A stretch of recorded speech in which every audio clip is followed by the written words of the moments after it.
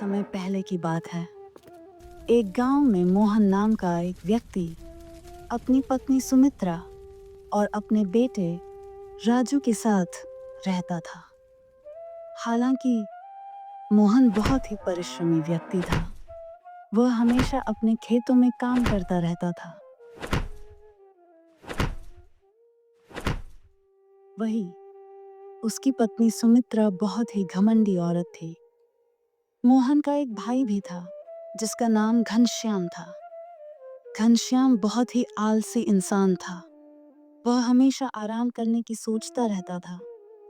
वही उसकी पत्नी कुंती दूसरों के घर में काम करके अपने घर का गुजारा करती थी। अजी, आप दिन भर आराम करते रहते हैं, वहीं आपके भाई मोहन कितनी मेहनत करते हैं। वह दिन भर अपने खेतों में काम करते रहते हैं और एक आप हैं केवल आराम ही आराम करते हैं। कुंती, तुम अपना ज्यादा दिमाग मत चलाओ। जो तुम कर रही हो वही करो। ठीक है, मैं आराम करूं या कम, पर ना जाऊं, तुम्हें उससे क्या। आपसे तो बोलना ही बेकार है। पता नहीं मेरी कर्म फूटी थी कि आपसे शादी हो गई। इससे अच्छा रहता कि मेरा शादी ही ना हुआ रहता। तुम यह क्या बकवास बातें लगा कर रखी हो कुंती। जो तुम मेरे लिए खाना लेकर आओ, मुझे बहुत जोड़ों की भूख लगी है। अजी, घर में अनाज रहेगा तब ना खाना बनेगा। अगले हफ्ते ही सारा अनाज खत्म हो गया था, तो मैं मोहन भैया के घर से थोड़े से अनाज लेकर आई थी। उसी से हमारा गुजारा हो रहा था अभी तक। अब मैं कहाँ से खाना लोन। कुंती की बातें सुनकर घनश्याम को गुस्सा तो बहुत आया, लेकिन भूख के आगे वह कुछ न बोल सका। उसने कुंती से कहा, ठीक है, तुम फिर से मोहन के घर जाकर कुछ अनाज मांग लाओ। हर बार मोहन भैया के घर जाकर मांगना क्या ठीक है? उन्हें भी बुरा लगेगा। तुम्हारे तर्क सुनने का वक्त नहीं है। जो कहा है वो करो। तुमको अधिक बोलने को नहीं कहा मैं। कुंती थक हार कर मोहन के घर जाने को तैयार हो गई। जब वह मोहन के घर पहुंची तो सुमित्रा ने दरवाजा खोला। अब क्या चाहिए कुंती? पहले ही तुमने इतना अनाज ले लिया है। हमारा घर कोई दान घर नहीं है। भाभी, मैं क्या करूं? घर में भूखमरी की नौबत आ गई है। घनश्याम कोई काम नहीं करता। मैं अकेले सब कुछ नहीं संभाल सकती। ये सब मेरे सामने बहाने मत बनाओ। मोहन दिन रात मेहनत करता है और तुम्हारा पति बस आराम करता रहता है। हमें भी तो अपना घर चलाना है। इतने में मोहन वहां आ गया। उसने कुंती को उदास देखा और सुमित्रा से कहा, सुमित्रा, कुंती हमारी अपनी है। अगर यह हमारे पास मदद मांगने आई है तो हमें उसकी मदद करनी चाहिए। हर बार यही होता है। मैं कह देती हूँ, आज के बाद इनकी कोई मदद नहीं करूंगी। अगर ये अपना घर नहीं संभाल सकते तो हमारी क्या गलती। मोहन ने सुमित्रा की बात अनसुनी करते हुए कुंती को अनाज दे दिया। कुंती ने सिर झुकाकर धन्यवाद कहा और घर लौट आई। घर लौटकर कुंती ने घनश्याम को सब कुछ बताया, लेकिन घनश्याम पर इसका कोई असर नहीं हुआ। उसने उसी अनाज से पेट भर खाना खाया और आराम करने चला गया। कुंती हर दिन अपने पति के इस रवैये से परेशान होती जा रही थी। वह मन ही मन सोचती, ऐसे हालात कितने समय तक चलेंगे? आखिर मुझे ही कुछ करना पड़ेगा।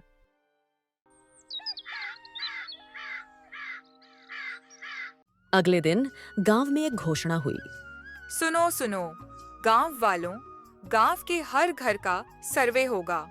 जो लोग मेहनत करते हैं उन्हें इनाम दिया जाएगा और जो आलसी हैं उन्हें दंड मिलेगा। इस घोषणा ने गांव वालों में हलचल मचा दी।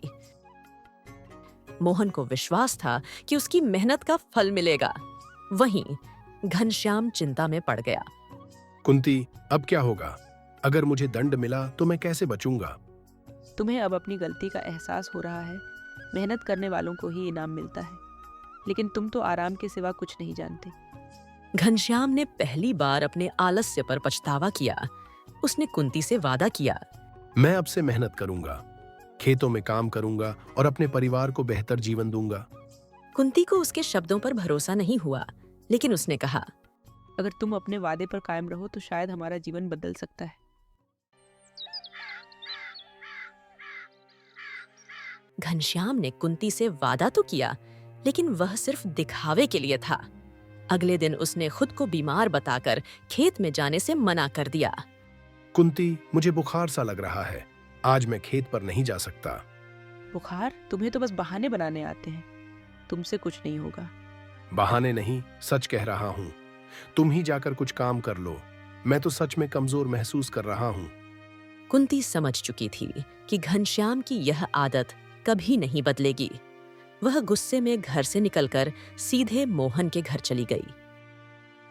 भैया, मैं थक चुकी हूँ, घनश्याम कभी नहीं सुधरेगा, मैं अकेले सब कुछ नहीं कर सकती। कुंती, तुम चिंता मत करो, मैं कुछ न कुछ उपाय जरूर करूंगा। मोहन, कब तक हम इन्हें संभालते रहेंगे? इनका काम नहीं है कि हर बार हमारे पास मदद के लिए आएं। मोहन चुप रहा, लेकिन उसने कुंती को कुछ और अनाज दे दिया। कुंती ने धन्यवाद कहा और वापस घर चली गई। जब कुंती घर पहुंची तो उसने देखा कि घनश्याम आराम से लेटा हुआ है। तुम्हें तो बुखार था ना, ये क्या कर रहे हो?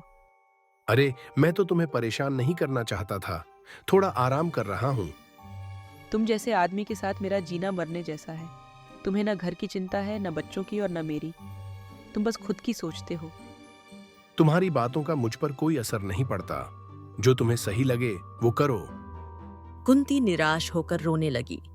वह समझ गई कि घनश्याम कभी नहीं बदलेगा। अगले दिन गांव में फिर से घोषणा हुई कि सर्वे की तारीख पास आ रही है। घनश्याम ने कुंती से कहा, सुनो, अगर सर्वे वालों ने मुझसे कोई सवाल पूछा तो तुम कहना कि मैं बीमार हूँ। मैं उनकी नजरों से बचने के लिए कुछ दिन घर से बाहर भी नहीं निकलूंगा। तुम्हें शर्म नहीं आती? हर बार बहाना बनाकर भागते हो। शर्म से पेट नहीं भरता। अगर तुम चाहती हो कि हमारी हालत न बिगड़े तो वही करो जो मैं कह रहा हूँ। घनश्याम की इस बात ने साफ कर दिया कि वह अपने आलसी स्वभाव से कभी नहीं बदलेगा। कुंती को समझ नहीं आ रहा था कि वह अब क्या करे। कुंती हर दिन की तरह परेशान होकर काम में लगी हुई थी। घनश्याम आराम से आंगन में खटिया पर लेटा हुआ था। इसी बीच मोहन और सुमित्रा अचानक उनके घर आ पहुंचे। कुंती, क्या हाल है तुम्हारा? आज फिर कुछ परेशान लग रही हो। कुंती ने सिर झुका लिया। उसकी आंखों में आंसू थे, लेकिन उसने कुछ नहीं कहा। मोहन ने चारों ओर नजर डाली और देखा कि घनश्याम आराम फरमा रहा है। घनश्याम, क्या तुम अब भी सुधरे नहीं? कुंती को रोजाना दूसरों के सामने हाथ फैलाने के लिए मजबूर कर दिया है और तुम यहाँ चैन की बंसी बजा रहे हो। भैया, आप क्यों हर बार मुझे ही दोष देते हैं? क्या आराम करना गुनाह है? गुनाह? तुम्हारे लिए तो मेहनत करना गुनाह है। एक तरफ मोहन है जो दिन रात खेतों में पसीना बहाता है, और दूसरी तरफ तुम जो खाने पीने के लिए दूसरों पर निर्भर हो। कुछ तो शर्म करो। सुमित्रा भाभी, आप भी ना हमेशा मुझे ताने मारती रहती हैं। अगर मोहन मेहनती है तो उसका भाग्य है, लेकिन मुझे आराम करने में खुशी मिलती है। खुशी? तुम्हारी इस खुशी ने कुंती की जिंदगी नर्क बना दी है। उसे दूसरों के घरों में काम करके गुजारा करना पड़ता है। क्या तुम्हें अपने परिवार की कोई परवाह नहीं? देखिए भैया, मुझे ज्ञान देने का कोई फायदा नहीं है। मैं अपनी जिंदगी अपनी शर्तों पर जीता हूँ। कुंती, तुम्हें घनश्याम के साथ रहकर क्या मिला सिवाय दुख के? अगर तुम चाहो तो हमारे घर आ जाओ। कम से कम तुम्हें और तुम्हारे बच्चों को भूखे तो नहीं रहना पड़ेगा। कुंती की आंखों से आंसू छलक पड़े। वह कुछ कहने ही वाली थी कि घनश्याम बीच में बोल पड़ा। भाभी, मेरी पत्नी को भड़काने की कोशिश मत करो। वह जहाँ है वहीं ठीक है। घनश्याम, यह आखिरी बार है जब मैं तुम्हारे घर आया हूँ। अब अगर कुंती को किसी चीज की जरूरत होगी तो वह सीधे हमारे घर आएगी, लेकिन मैं तुम्हारी मदद नहीं करूंगा। जब तक तुम खुद मेहनत करना नहीं सीखोगे तब तक तुम्हारी हालत नहीं बदलेगी। मोहन और सुमित्रा बिना कुछ और कहे वहां से चले गए। कुंती के मन में अब एक बड़ा सवाल उठ रहा था। क्या मुझे सच में यहाँ रहना चाहिए या फिर कोई और रास्ता निकालना चाहिए? मोहन और सुमित्रा के जाने के बाद घर में सन्नाटा छा गया। कुंती चुपचाप आंगन में बैठी रही। उसका मन भारी हो चुका था। उसे लग रहा था कि वह एक ऐसे रिश्ते का बोझ ढो रही है जिसमें कोई सहारा नहीं। उसकी आंखों में आंसू उमड़ आए। अब रोने का क्या फायदा? तुम तो बस हर छोटी बात पर रोती रहती हो। अगर तुम्हें मेरा साथ इतना ही बुरा लगता है तो क्यों नहीं चली जाती अपने मोहन भैया के घर? कुंती को ये शब्द सुनकर ऐसा लगा जैसे किसी ने उसके दिल पर छुरा मार दिया हो। वह घनश्याम की तरफ पलटी और बोली, तुम्हें कभी महसूस ही नहीं होगा कि मैं किस हाल में जी रही हूँ? तुमने कभी सोचा है कि मैं दूसरों के घरों में काम क्यों करती हूँ? तुम्हारी जिम्मेदारी उठाने के लिए, तुम्हारे बच्चों को भूखा न सुलाने के लिए। लेकिन अब मैं थक गई हूँ घनश्याम, मैं अब और नहीं सहूंगी। अरे कुंती, तुम्हारे ये नाटक अब पुराने हो चुके हैं। ज्यादा नाटक मत करो। जाओ चूल्हे पर खाना बनाओ, भूख लग रही है। माँ, क्या आज रात हमें भूखा ही सोना पड़ेगा? नहीं मेरे बच्चों, तुम्हारी माँ कुछ भी हो, लेकिन तुम्हें भूखा नहीं सुलाएगी। उसने मन ही मन एक बड़ा फैसला ले लिया और अगले दिन सुबह सुबह कुंती ने अपने बच्चों को तैयार किया और सीधे मोहन के घर चली गई। दरवाजे पर खड़ी सुमित्रा ने उन्हें देखकर ताना मारते हुए कहा, क्यों कुंती, आज फिर मदद मांगने आई हो? कुंती ने सिर झुका लिया, लेकिन इस बार उसने सुमित्रा की बात का जवाब नहीं दिया। उसकी आंखों से आंसू बह रहे थे। मोहन बाहर आ गया और उसने स्थिति को समझा। भैया, अब मुझसे और सहा नहीं जाता। घनश्याम के साथ रहना मेरी जिंदगी की सबसे बड़ी गलती थी। मैं अपने बच्चों के लिए जीना चाहती हूँ, लेकिन उनके लिए कुछ नहीं कर पा रही। क्या आप हमें अपने घर में पनाह देंगे? मोहन ने उसकी बात सुनी और सुमित्रा की तरफ देखा। कुंती, तुम और तुम्हारे बच्चे इस घर में हमेशा सुरक्षित रहेंगे। तुमने बहुत सहा है, अब तुम्हें और दर्द सहने की जरूरत नहीं। सुमित्रा ने पहले तो विरोध करना चाहा, लेकिन मोहन के दृढ़ निश्चय को देखकर चुप हो गई। जब घनश्याम ने कुंती और बच्चों को घर से जाते हुए देखा, तो उसे एहसास हुआ कि वह अब सच में अकेला रह गया है। शुरुआत में उसने इसे गंभीरता से नहीं लिया, लेकिन जब कई दिन बीत गए और कुंती वापस नहीं लौटी, तो उसका मन बेचैन हो गया। उसने गांव के कुछ लोगों से सुना कि कुंती अब मोहन के घर रह रही है। वह गुस्से और शर्म से भर गया।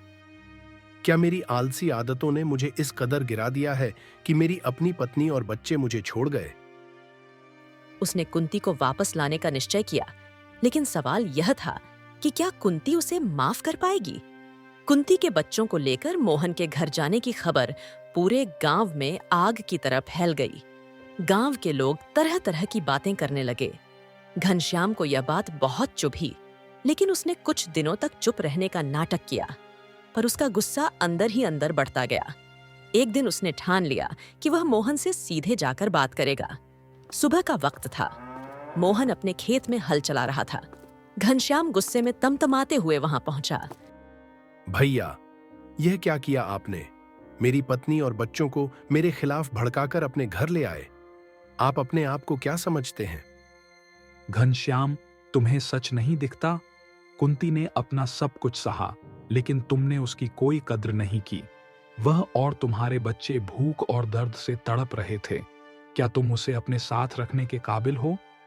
काबिल या नहीं, यह मेरा मामला है। आपको बीच में पड़ने की क्या जरूरत थी? मेरी बीवी और बच्चे मेरी जिम्मेदारी हैं। आप उनके जीवन में दखल देने वाले कौन होते हैं? तुम्हारी जिम्मेदारी? तुमने कभी जिम्मेदारी निभाई होती तो कुंती आज मेरे घर नहीं होती। तुम बस आराम करना जानते हो। मेहनत का मतलब तुमसे कोसों दूर है। अगर कुंती और बच्चे मेरे पास हैं तो सिर्फ इसलिए क्योंकि तुमने उन्हें अपने लायक ही नहीं छोड़ा। घनश्याम का गुस्सा और बढ़ गया। वह मोहन के पास जाकर उंगली दिखाते हुए बोला, मुझे ज्ञान मत दो भैया। अपनी बीवी और अपने घर पर ध्यान दो। मेरी बीवी को मुझसे दूर रखने की कोशिश मत करो। अगर तुम वाकई मर्द हो तो अपनी बीवी और बच्चों को सम्मान देना सीखो। मेहनत करो, अपनी हालत सुधारो, वरना उन्हें लेने का सपना भी मत देखना। दोनों भाइयों के बीच इस बहस ने खेत में काम कर रहे अन्य मजदूरों का ध्यान खींचा। सुमित्रा, जो घर पर थी, यह सुनकर वहां दौड़ी चली आई। क्या हो रहा है?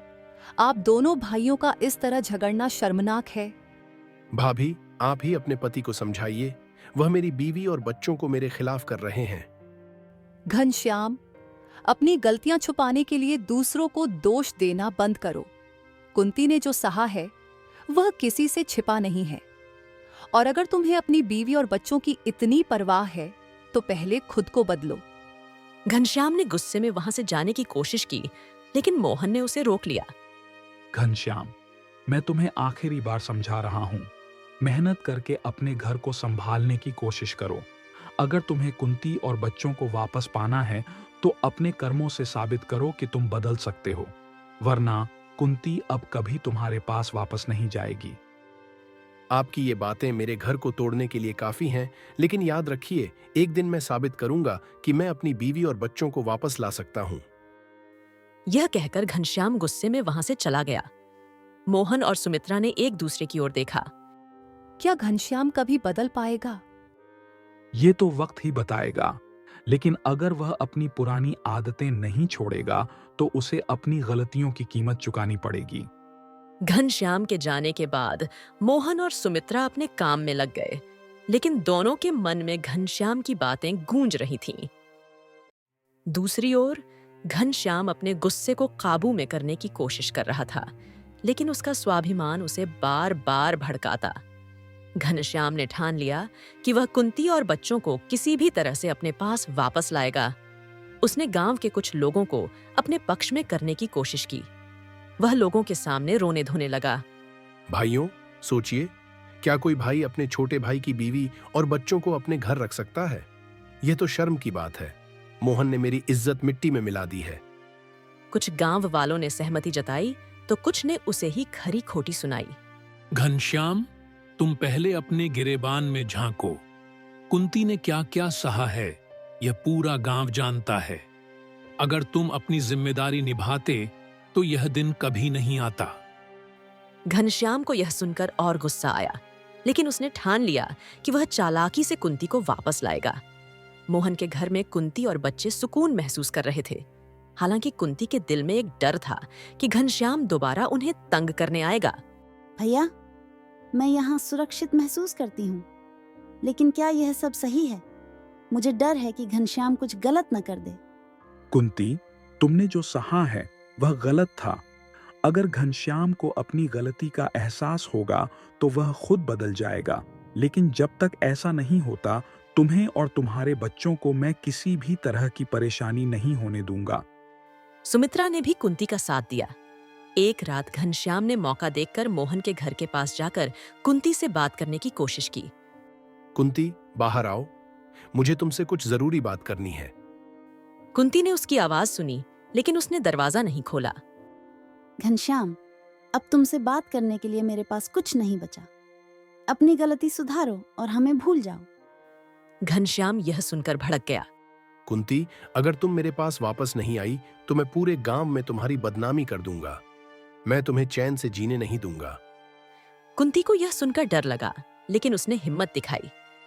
घनश्याम, तुम चाहे जो भी कर लो, मैं अब तुम्हारे पास कभी वापस नहीं जाऊंगी। और अगर तुमने मेरे बच्चों को या मुझे तंग करने की कोशिश की तो मैं पंचायत के पास जाऊंगी। घनश्याम यह सुनकर गुस्से में वहां से चला गया। अगले दिन मोहन ने घनश्याम को रास्ते में रोका। घनश्याम, तुमने रात को जो किया वह मुझे पता है।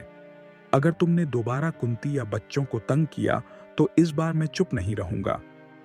भैया, आप मुझे धमकी दे रहे हैं। मुझे कोई फर्क नहीं पड़ता। कुंती मेरी बीवी है और बच्चे मेरे हैं। आप चाहे जो कर लें, मैं उन्हें वापस लेकर जाऊंगा। तो सुन लो, जब तक तुम अपनी जिम्मेदारियां नहीं समझते, कुंती और बच्चे तुम्हारे पास नहीं जाएंगे। अगर तुमने जबरदस्ती करने की कोशिश की तो मैं पंचायत के सामने तुम्हारी सच्चाई सबके सामने लाऊंगा। घनश्याम के मन में मोहन की बातें गूंजने लगीं। उसने पहली बार सोचा कि क्या वाकई वह गलत था। उसे अपनी आलसी आदतों और गैर जिम्मेदारी पर शर्म आई। वह मोहन के खेतों में जाकर काम करने लगा, जिससे गांव वाले भी हैरान रह गए। उसने धीरे धीरे अपने बच्चों के लिए कपड़े और खाने का इंतजाम करना शुरू किया। लेकिन सवाल यह था कि क्या घनश्याम का यह बदलाव सच्चा था या वह बस कुंती और बच्चों को वापस लाने के लिए यह नाटक कर रहा था।